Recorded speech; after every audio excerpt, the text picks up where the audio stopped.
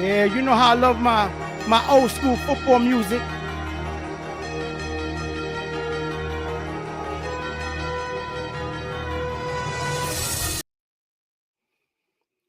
Welcome to another episode of June the GM. We all know that the GM doesn't stand for general manager, but the GM stands for good money. Because when you invest your time in me, you can expect a good return. What's going on, my people? You know I'm fired up. And I think you know why I'm fired up, right? I think you know that I'm fired up because my New York Knicks.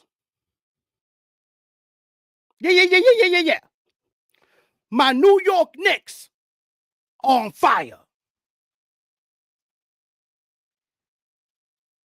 How could I not be fired up?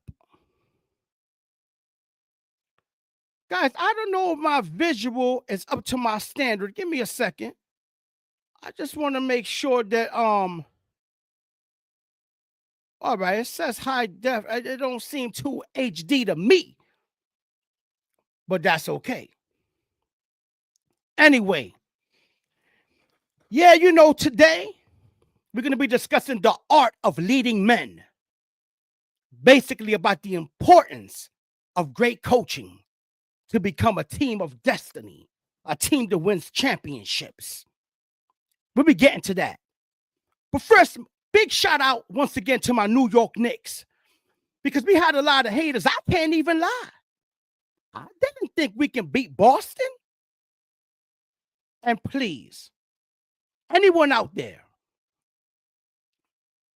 that is attempting to say that the Knicks only beat Boston because Tatum got hurt is asinine. Due to the fact that we were up 9 points when Tatum tore his Achilles. Now, I hate the fact he got hurt. He was having a phenomenal game. I believe we were going to beat them anyway. I'm sorry he got hurt. But last year when my Knicks were banged up, no one showed us mercy. Indiana, when they beat us and showed us mercy, we were banged up last year in the playoffs. And we tried our best, but our best wasn't good enough. Hold on a second, yo. I'm trying to fix this like situation. Take out the shadow. You see like that shadow? I don't like that shadow. It's not typically there. But anyway, so the Knicks beat Boston, as we know, last night. Despite Tatum getting hurt, the Knicks were still up 9. Tatum's out for the series, and for the rest of next year, they're saying torn Achilles. That's a serious injury. Back in the days, there was a great linebacker on the Buffalo Bills named Sam Coward. And he blew his Achilles, and he was never the same. And he was an all-world linebacker. But with technology and the way medicine has come along, I think Tatum can get back to kind of full strength. Plus, he's not like although he can jump, that's not really his game. He's a jump shooter. He's not really one of those Anthony Edwards types that likes to take it to the rack, although Edwards did lead the league. I think it's 3-point percentage or something like that. But anyway, long story short, shout out to my Knicks. I can't stand Boston. I don't like nothing Boston. I don't like Boston Celtic fans. I don't like the color green that Boston wears. I don't like the city. Now, I do like the city. I got a lot of peoples up there. Shout out to my peoples in Mass. Well, man, you took a L, baby. We up 3-1, and we about to beat Indiana. And you heard it first here on June the GM. This is our year for the championship. If you told me this at the beginning of the year, I would have told you absolutely not. But sometimes when your team heats up at the right time, they hard to stop. And right now, the New York Knicks, the Knickerbockers, are looking good. Enough for the Knicks now. I'm going to talk about the art of leading men. And this concept for this episode hit me because I started thinking about all the great teams of history, whether it was basketball, football, baseball, and how there was always a great coach involved. And I think that we overlook the significance and the importance of having a great coach. Everyone's not Phil Jackson, right? Everybody can't coach a Michael Jordan or Kobe Bryant or Shaq. It's hard to coach superstars, yet alone the greatest of all time, who I think is Michael Jordan. Although back in the days, if you breathed on him, it was a foul, but that's a different story. But great coaching is essential. I wanted to highlight some great coaches in history. One of them, for all you stinky Cowboy fans, because I know there's a lot of Cowboy fans out there, but one of the greatest coaches in history was Tom Landry. Tom Landry, I believe that he coached Dallas for around 29 years and had 20 consecutive winning seasons. That's crazy. That's crazy. That's crazy. Almost like what Mike Tomlin's doing, although Mike Tomlin needs a couple more years to reach that landmark. But Mike Tomlin's another great coach. I think Vince Lombardi was a great coach. He prided himself on discipline, focus, and his pursuit of excellence when he was out there in Green Bay. Then you have Bill Parcells. He was known as somebody who had a great ability to connect with players. Bill Parcells was also the type of coach that was able to turn a losing organization into a winning one, like he did with my Jets back in the days. You have Bill Walsh, innovative, great communicator, ahead of his time. Bill Walsh got the most out of his players. And for those who don't know, I'm talking about Bill Walsh from the 49ers, right? Creator of the West Coast offense, they say. They credit him with creating the West Coast offense. And if you think about it, almost every offense in the NFL is like an extension of the West Coast offense. Then you had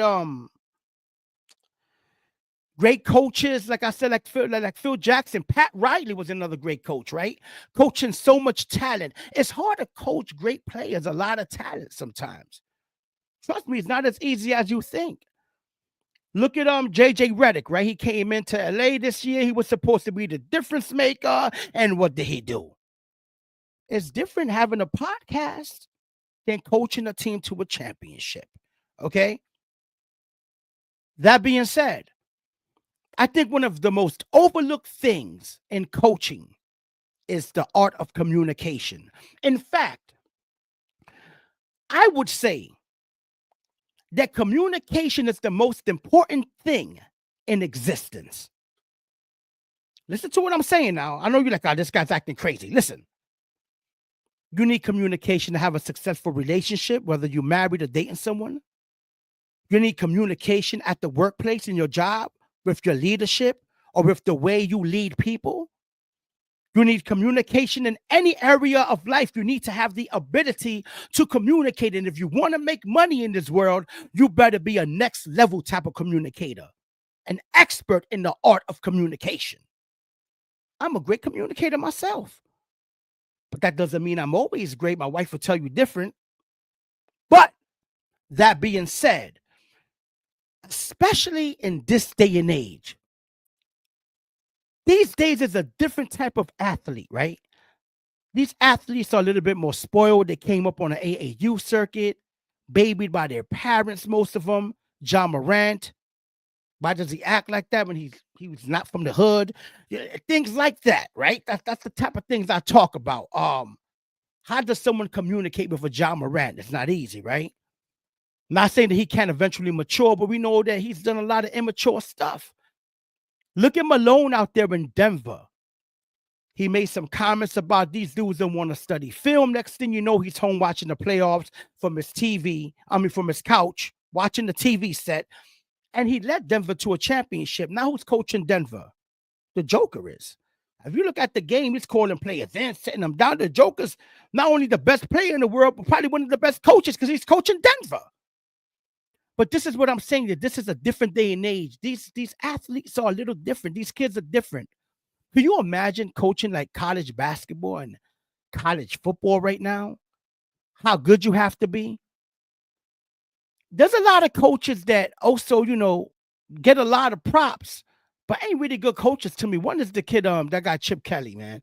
I don't know if you guys recently saw, I just got to put this out there because I can't take it, man. I don't know if you guys saw that special with Ryan Clark and them on the pivot with that former player from LSU who had a tumor in his brain, right? And he was an all-world player for Chip Kelly for LSU. I think he transferred from somewhere else though at the beginning. And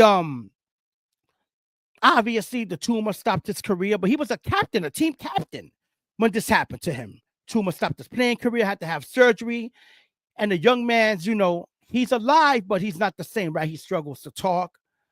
He's messed up. The kid is messed up, but he's living, right? God bless him.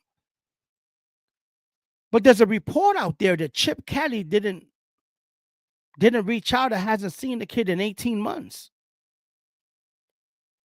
This is a kid who was the captain of his football team at LSU. Had a tragedy happen to him. God bless him. Can you imagine? And the dude who recruited you, Chip Kelly, hasn't even caught him in 18 months. 18 months. Probably going on 19 now. It's been a while, right? That's not the type of man I want my kid playing for.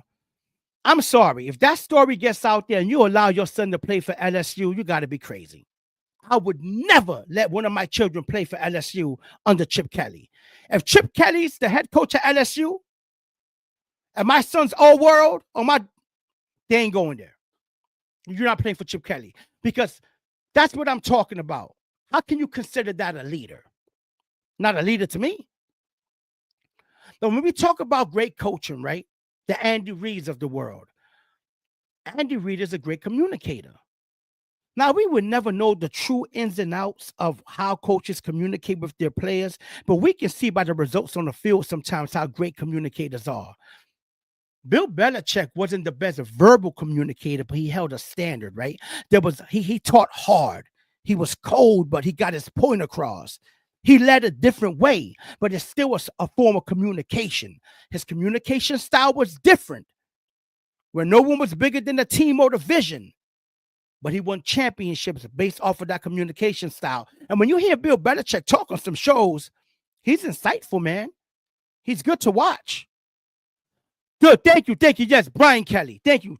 Brian Kelly, yes. Why I said Chip Kelly, the offensive coordinator. I'm bugging out. Brian Kelly. Yeah, Brian Kelly came from Notre Dame, right? Yes. Okay. Yeah, Brian, I don't like Brian Kelly, man, the way he's doing that young man like that, man. But Brian Kelly was kind of corny, right? Remember when he changed his accent when he got the job at LSU? I just want to thank you for coming out here and saying me tonight. I was like, man, he ain't even from down south. You remember that? They were playing there on Rewind when he was changing his voice. Man, that dude is classic, man. So yeah, I won't send my child to go play for Kelly out there in LSU. But now, when you think about good coaching, I told you, to me, the most essential thing in this world is communication. The art to communicate, especially when you're coaching players. Another great communicator was Joe Torre.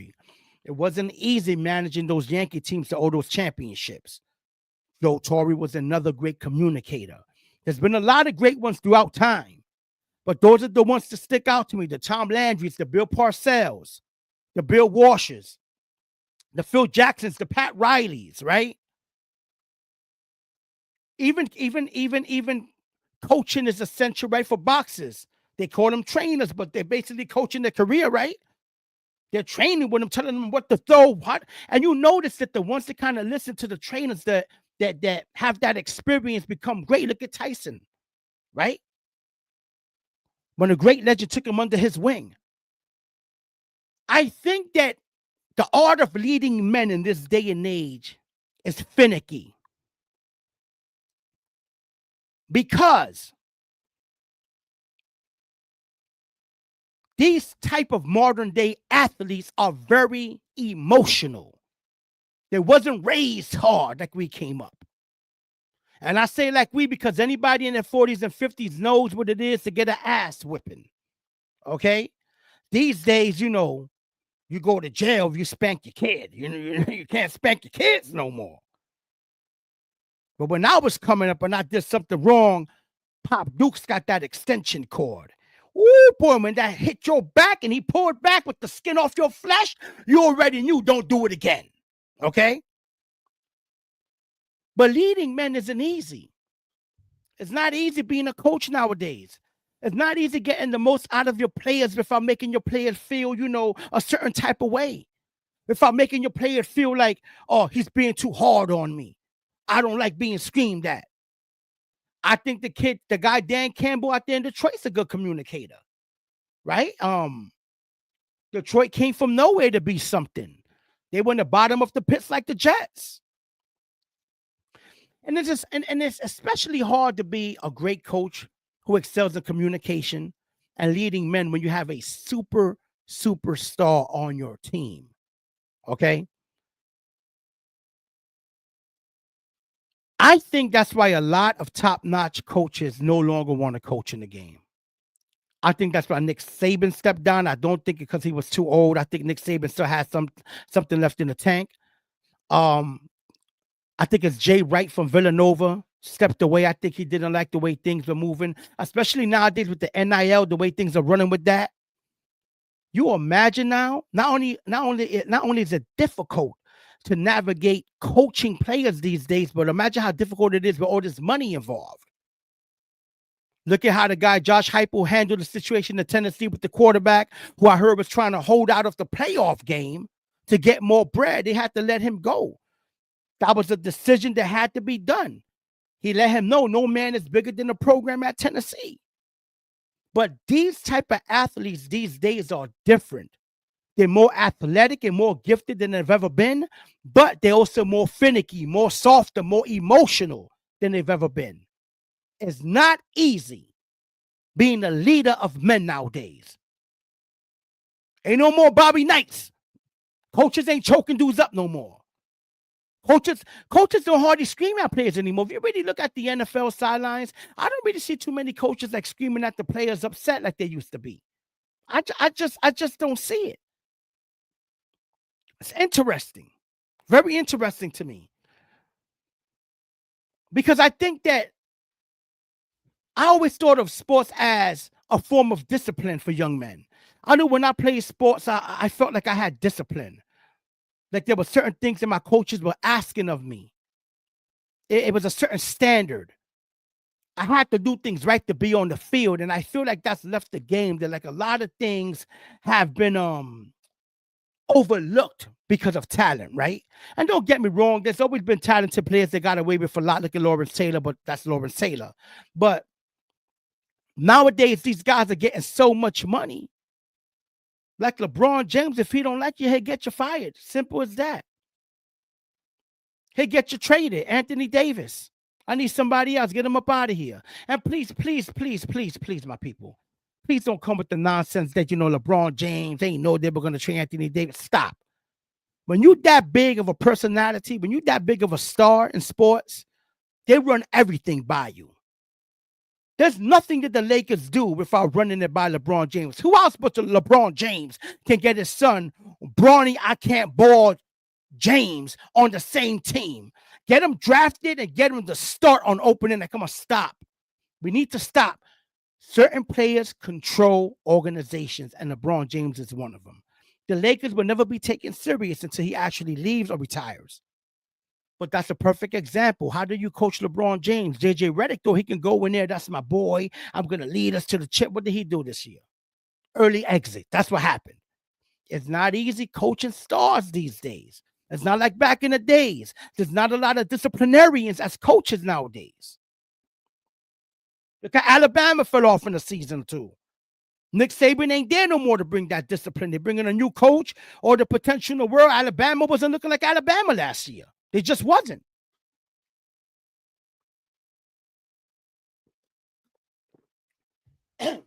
Excuse me, guys. I got I've been battling allergies. These allergies are serious.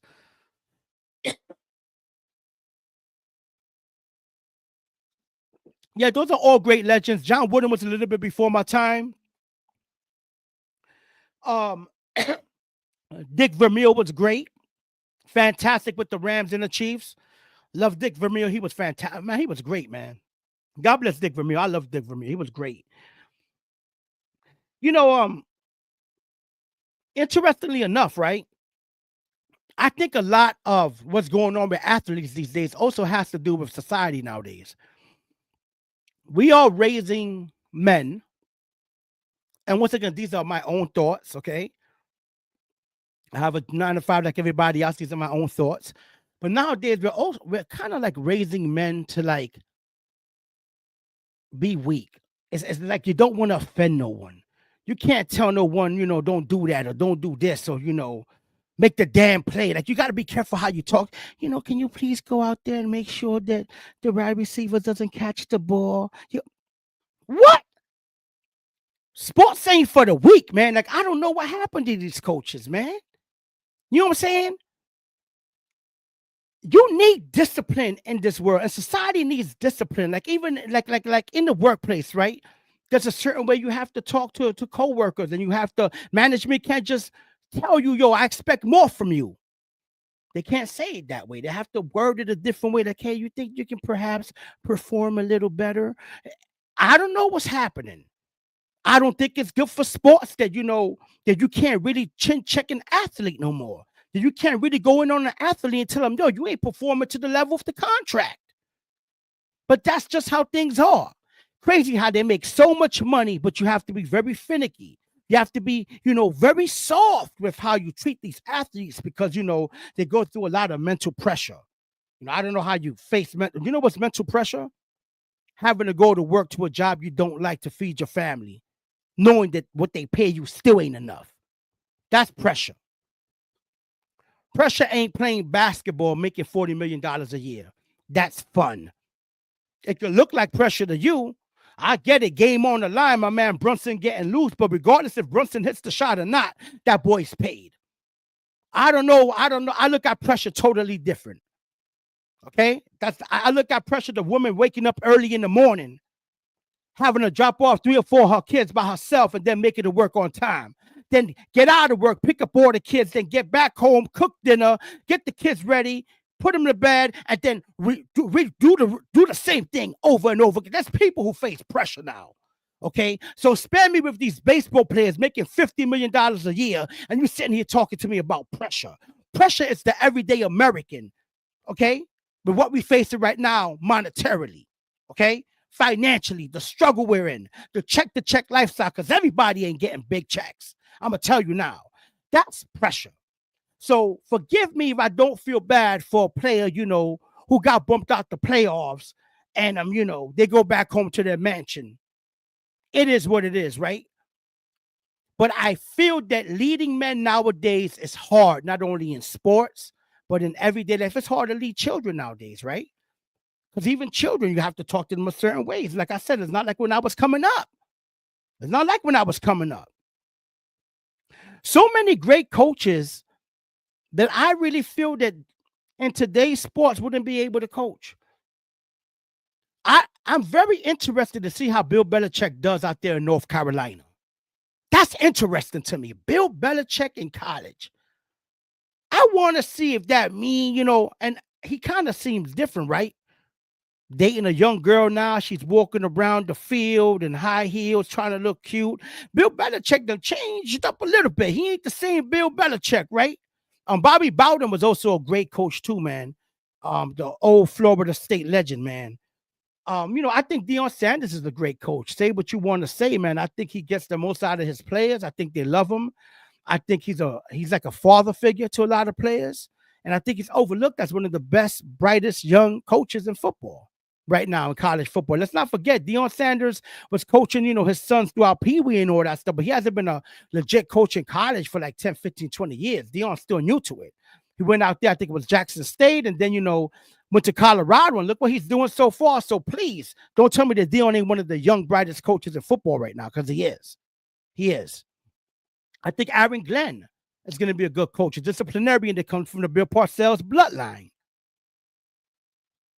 So when I was thinking about this, I was saying to myself, damn, sports has changed. Coaching has changed. The modern day athlete has changed. Life has changed. Everything's changed.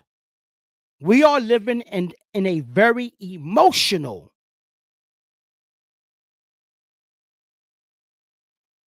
America. I can't say world. I don't live in Japan. I don't live in China. I'm not in Germany.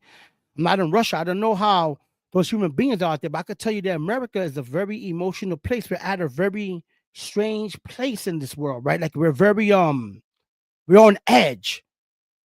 There's a lot of anxiety going around, right? We're all ready to flip. But there's a certain way that you have to handle people these days, and there's a certain way that coaches have to handle players. It's not the same. Some players can't even handle social media. Look at Kevin Durant. How many times has Kevin Durant lost it over social media? That's what I'm talking about. It's not easy to coach certain players. It's hard to be a great coach because it's more than just X's and O's. It's more than just X's. Listen, it's more than just putting together a game plan. It's about how do I get this team to have a specific culture, to play on one accord, to respect one another, to respect the vision, and to work together towards excellence. It's not easy. I'm letting you know now. It's not. A lot of interesting stuff, man. There was a couple things I wanted to discuss too. Aside from my Knicks obviously smacking the Celtics in the mouth, I wanted to discuss as well the upcoming, let me lead to this. The upcoming NFL football schedule will be out, I believe, tomorrow. I'm going to have a special guest on. Be on the lookout next Monday, 7 p.m. Okay? I'm going to have a special guest to talk about the New York Jets. It's going to be a New York Jet episode. So if you don't like the Jets, don't tune in. I'm sorry, I don't know what to tell you. But next week, I'm going to have a special guest on, a young man I respect. I dropped the name when I put out the thumbnail. It's going to be official. I'm going to have a guest on, and we're going to talk about the upcoming season for the New York Jets, who they're playing, where they're playing them at, and our predictions, our record predictions for the season for the New York Jets. So please tune into that next Monday, 7 p.m. I think it's going to be a very, very good episode. And I believe I'm around 28. But I want to do some GOAT talk, man. I want to do some GOAT talk. I know that when I do the GOAT talk, I haven't necessarily done no surprising GOAT talks, right? I've done Lawrence Taylor. I've done Chris Carter. I've done Steve Largent. That was a surprise, Steve Largent. I've done pretty much those dudes you're familiar with. But today is somebody that I don't think the average football fan is too familiar with the dude who I'm doing today. Pause. With the GOAT I'm going to be speaking about today. But growing up, but let me say this. I wanted to make sure that when I speak about GOATs, there were GOATs that I loved, that I admired, that I wanted to emulate when I played football back in the days. This player I'm going to introduce to you was special to me. To me, he was one of the most dynamic players I've personally ever seen in my life with a football in their hands. And to think they came from the college I hate most. But let's not talk about that. Let's set up for the one and only GOAT talk.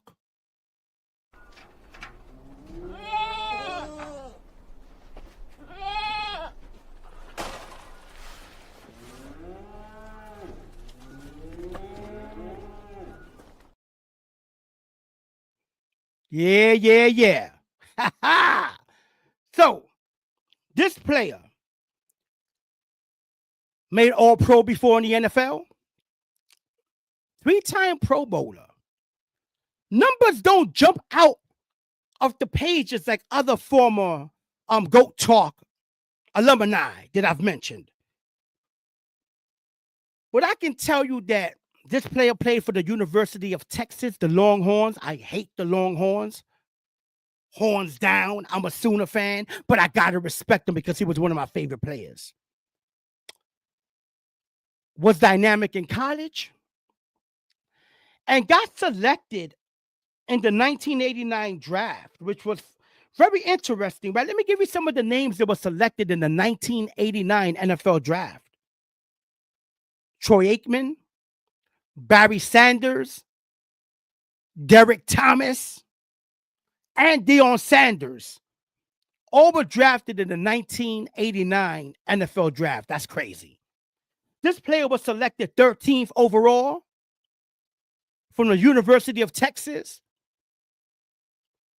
by the Cleveland Browns, none other than number 21, Eric Metcalf. Yeah. Eric Metcalf. Ooh, he was special. Listen. Eric Metcalf was the first running back that I've ever seen catch out the backfield with such grace. Eric Metcalf was doing this before LaDainian Tomlinson was born. Eric Metcalf was not only a dynamic running back, a dynamic wide receiver, but he was a dynamic punt returner and kick returner. In fact, I'm begging you, please, if you're a real football fan when time permits, type in YouTube Eric Metcalf highlights and look at the legendary game that he had against the Pittsburgh Steelers with first place on the line when he brought back 2 punt returns in one game. When I tell you, Eric Metcalf, from all the players I've seen in NFL history with my own eyes, not before my time, he's one of the 5 most dynamic players with the ball in his hands that I've ever seen. Metcalf with the ball in his hands. The moves Eric Metcalf made, the jump cuts, the vision, the separation. I'm telling you now, you ain't gonna find a more beautiful runner with the rock in his hands than Eric Metcalf. My God, he was amazing. Yeah, he was drafted, took him deep in the playoffs too. They beat Buffalo in the playoffs, had a punt return in that game. Give you some stats. I know you guys love stats. Like I told you, his stats ain't gonna jump off the page, nothing crazy. But I'm gonna give them to you anyway because I know how my fans are. Not my fans, my supporters. Because I hate the word fans. I think fans is like kind of corny when people walk around saying they got fans. Nobody got no damn fans. Let's relax. He had 541 receptions for 5,572 yards in his career. He had 630 carries for 2,392 yards, basically 2,400 yards. He had 351 punt returns for close to 3,500 yards, 55 career touchdowns.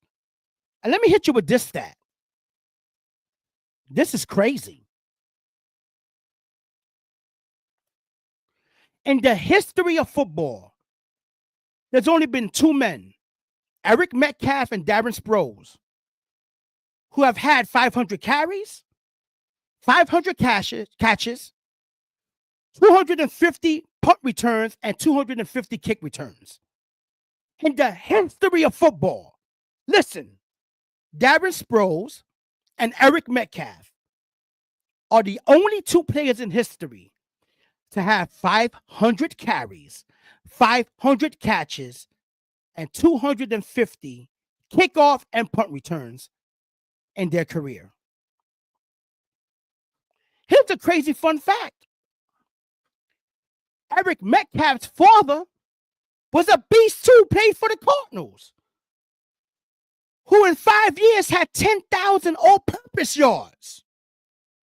Do you know his father had the record for a while with 2,462 all-purpose yards in one season out there with the Cardinals? Terry Metcalf. Eric Metcalf's father was also nasty.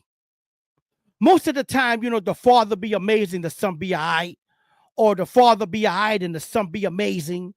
Very rare you see the father and son just be next level, but they were both next level.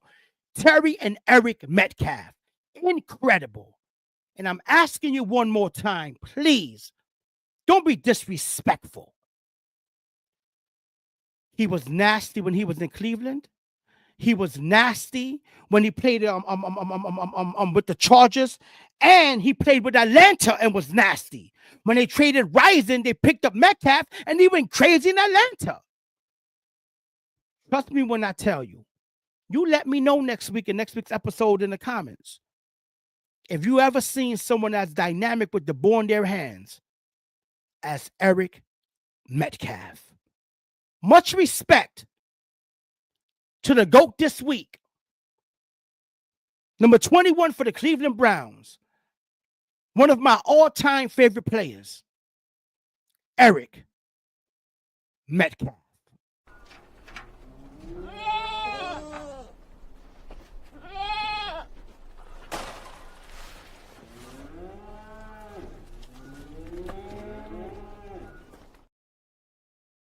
Yeah, my people. So check this out. I told you guys, right, that this is not just a football podcast because football is not the only sport I love. It's my favorite sport, but it's not the only sport. So let's go back to the NBA a little bit because, there's some things to talk about with the NBA. One of them is, I feel really bad for Jason Tatum once again. That Achilles could change his career, to be honest, because he might never be the same player again. Excuse me. I do think that Indiana and New York is going to be an interesting series when it gets there. I do believe we're going to beat Indiana probably in 6. It's going to be a very competitive series. Indiana is a hard-nosed, good defensive team with a lot of good players. But I think Brunson's going to have his way. If Brunson survived Drew and survived White, then he can survive anything Indiana throws at him because them two dudes are elite defenders. In the West, I'm telling you now, I'm like in Denver. I think that Denver could go back to the chip. And I think that the championship, Denver and the Knicks makes a very, very interesting, exciting championship. Or I think the Knicks against the Timberwolves will also be exciting. Anthony Edwards against my man Brunson. That could be really good. Regardless, I think we're going to have a good championship. I am going to predict tonight. Let me get the date. Let me make sure I got the date right. Tuesday, May 13th, because I know, you're going to come at me. But I am predicting that the New York Knicks, the Knickerbockers, will win the championship this year for the first time since I've been I was alive in 73 when they won it. But this will be the first time that I get to see them. I saw them go to a championship before, but I believe that, and I can't believe I'm even saying this, but I believe that this is the New York Knicks year, and the New York Knicks will be the champions of this NBA season. The Knicks will hoist the trophy. Yeah. I know I sound crazy. And what you gonna do about it? That's right. My Knicks are winning the championship. I'm feeling myself right now. And I'm poking out my chest, Boston. And what you gonna say about it? Absolutely nothing. And I love it.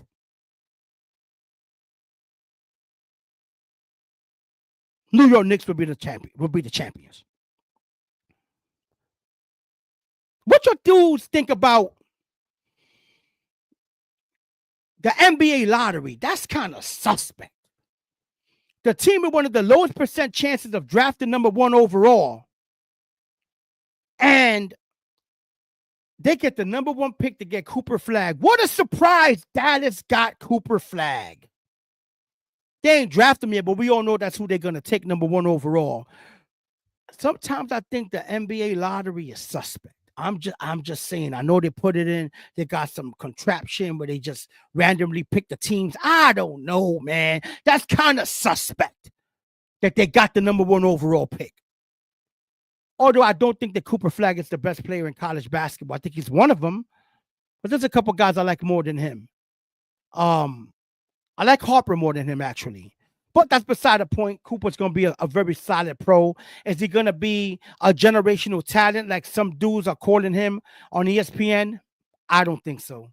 He's not a Larry Bird. He's not a Dominique Wilkins or, nobody like that. He's not a generational talent. He's not going to come in the league and be right away the face of the league. No, he's not that. He's going to be a good player, 16 to 19-point scorer. Could be 7 to 9 rebounds, 4 to 6 assists. Real solid player. Could be an all-star game player, but he's not going to be an all-world generational talent, Cooper. I just don't see him that way. Maybe I'm wrong. I'm not an expert. I do this podcast for the love of sports, but I don't see it. We got a question over here. Let me answer this question. Do I think that the NBA being a three-point shooting league is hurting the NBA? Ooh. Wow, that's a good question.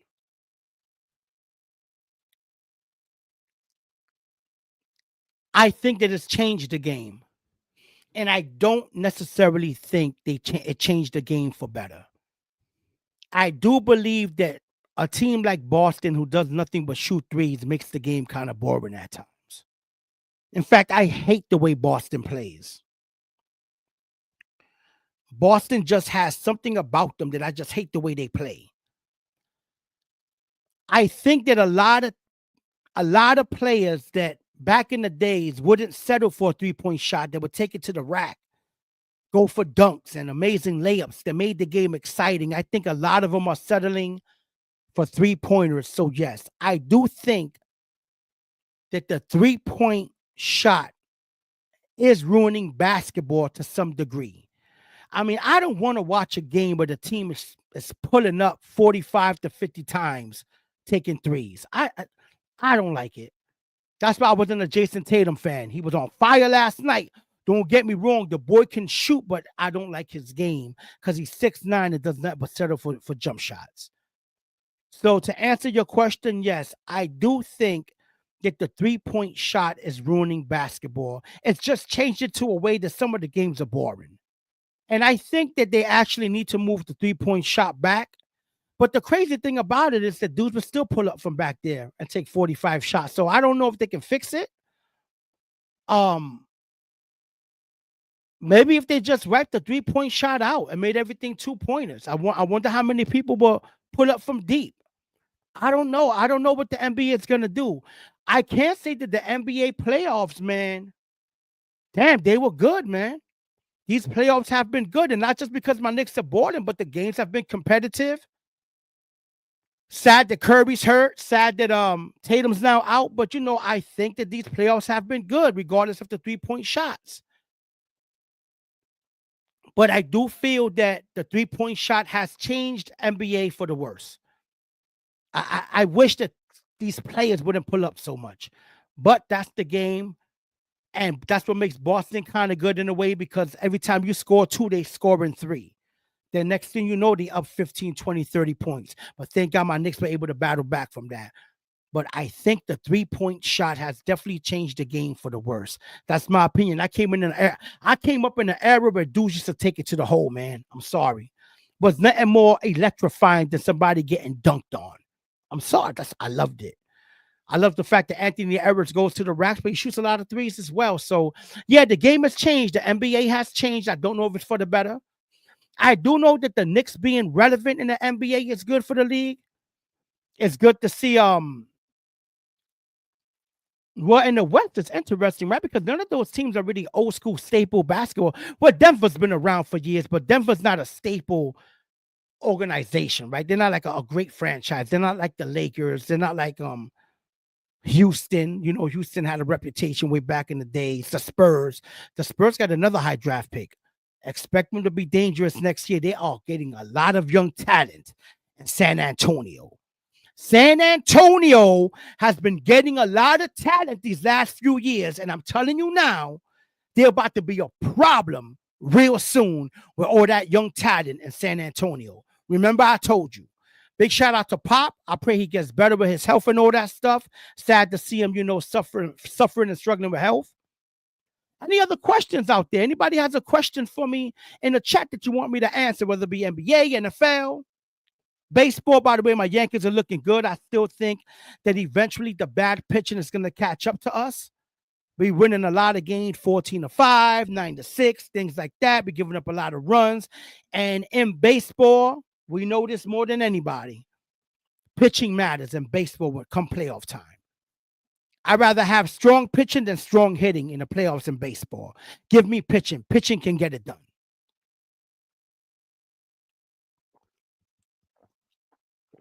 Well, once again, please tune in next Monday, 7 p.m. I'm going to have an electrifying show talking about the NFL season. And in fact, it's not going to be all Jets. We're going to be talking about the Jets schedule, primetime games, but we're also going to be talking about other games in the NFL season. They are must-watch TV because you know the NFL is going to give you some of those. Also, the NFL's just setting you with the uniforms. They're doing some crazy stuff. I forgot the name of the uniforms that they're doing. But they're doing something dope where, and the Jets are one of the teams that they're going to have a special uniform for a game or two. So I'm excited about that. NFL does a lot of fun stuff like that. But I want to thank you for tuning in. Thank you for your emails. I see them. I'm incorporating ideas for future episodes. So don't think just because you don't see it now that I'm not going to be doing it. I want to thank you guys for I think somebody's tuning in. Okay, no, that's something else. But I want to thank you for tuning in. You know what? It means a lot to me. Please spread the word. I'm trying to get my followers up. I love creating content. Like I said, I got a special guest next week's episode, 7 p.m. on Monday. Let me give you the date because a lot of y'all be acting like, oh, what day is that? I'm going to tell you right now so you don't make believe you missed it, okay? Monday the 19th at 7 p.m., I'm going to have a special guest on to talk about the NFL schedule that's releasing tomorrow. And then in a couple weeks after that, I think before the NBA championship series comes on, whoever's in the championship, I'm going to have another special guest on that's going to be talking about NBA with me. They're going to be an NBA dude. I already got the person in mind. I just need to confirm with them, but that's going to be another good episode. Yeah, I mean, let's see about the Brooklyn Nets. You know, they still young. I don't know what's going on with Brooklyn, man. They should be better than that. But what you got? 4 picks in the first round. Excuse me, that's pretty damn good. 4 picks, and this is a good draft too. So yeah, that's a good look.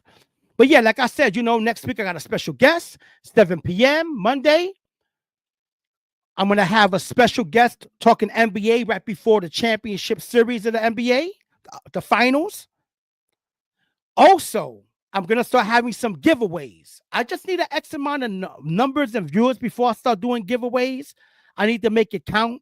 Not that I'm trying to sell memberships or nothing because I need an X amount of people before I can even try that stuff. I just want more people to view the content because I think it's good content. I think it's entertaining content. I love doing this. But it can be discouraging at times when you see 30, 40 views on one video, then 107 views on another. That's kind of crazy. Saying tuning in. That leads me to this. Whenever you're starting a business, right, or you got an idea, vision, please understand that the people you think are going to support you may not support you. And the people that you least expect will be your main supporters. The people you least expect will support you the most, and the people you thought will ride or die won't even show up. But you got to do it anyway. If you're passionate about something, do it anyway. If you're scared, do it anyway. If you're doubting yourself, do it anyway. Whatever that thing is that's burning inside of you, do it. Do it, okay? I love you guys. I want to thank you and you ladies because I got some ladies to tune in. I want to thank you for tuning in. Once again, this is June, the GM. The GM don't stand for general manager, although I wish I was one. But it stands for good money because when you invest your time in me, you can expect a good return. Big shout out, New York. We here now. Peace and God bless.